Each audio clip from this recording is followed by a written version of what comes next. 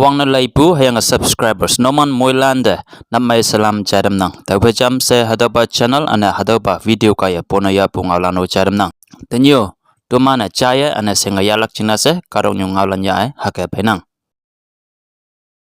Teningbu 14 Nagaland Legislative Assembly में ले चाहे ngoya boy Central ana ikama domano opposition na ngolak chingna mongnang se Nagaland State JDU Janata Dal United lane iyangi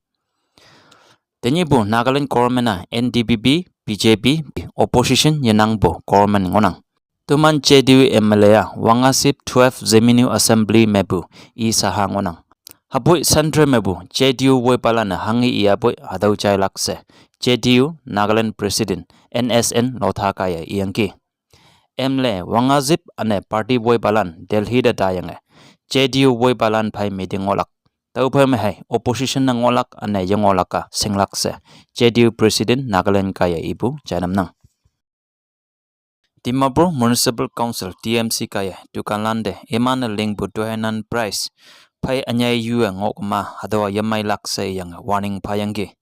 TMC President manbai phom kaya public new halande hakibu dukan nokpulane anyai yu bu ane ya bu ngoma pa ngopu helpline number ane WhatsApp number ma complain ngaulan phalak china iyangi dukanlano hakibu anyai yu bu ane ya bu tauma council kaya tang yahlak ane dukan license cancel na myang lakse iyang TMC President kaya ibu moilan jaitam nang Kohima district mebu kivima gizo ane zakabama chinglan mebu lanyo nahalan sokonyit na danpan menyih ane teacher ni iman National Integration Tour NID chiang me New Delhi da tayang India President Tüophei Phai Rashtrapati Bhavan me October bokni hauyangi President kaya ta bulan na ponaya yangi ane singheman bua teman khongdabli linglak chingna wongpong se ibu ngaolano student lande idam yangi Lanyo nahalaneo painting Nagaland culture lingyang ngopu president de hengauna phabu jaitam nang Nagaland Chief Minister Sri Nefirio hayang iching cabinet lan 20 October sauma New Delhi da Union Home Minister Amit Shah phai taishang olak china talak se iyangonang Alau taishang ngaulan phai nyit ENPU timan chiango ngaulak ane hatuo timana finalize na myanglak china nganglak se Deputy Chief Minister Y Pedon kaya ibu jaitam nang Winter session na moilan china mongmai session changonang wonhei wangpu ane alau tuisau sayongpu winter session malingnang hatuo yume teningo 17 sebuba No.19 trophy sa ba hatuo trophy sponsor na myangbuba lietai bujingne let No.19 trophy soilak